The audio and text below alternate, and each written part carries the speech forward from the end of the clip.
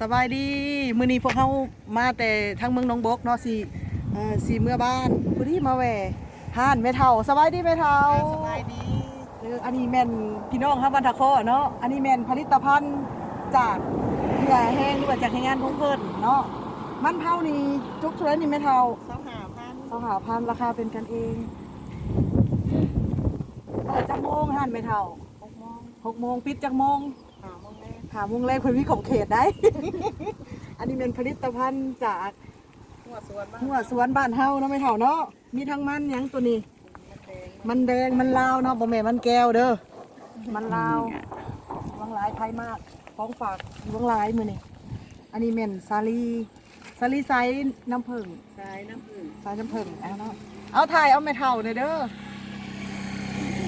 ที่ว่าครบสูตรแล้วเนาะความอุดมสมบูรณ์ของบ้านเฮาราคาได้ไม่เท่า ราคา10,000 กีบราคา 10,000 กีบตัวนี้คือกันเนาะ 10,000 กีบ มาอุดหนุนได้เด้อและมื้อนี้ก็ยังได้ของฝากของต้อนจากน้องสาวเนาะไปใส่ละผู้ฝากผู้ต้อนนี่เพียบเลยเต็มเลยเอาขอบมกขอบใจเนาะมาแวะอุดหนุนทั้งน้องสาวและแม่เฒ่าได้เด้อขอบใจหลายๆสบายดี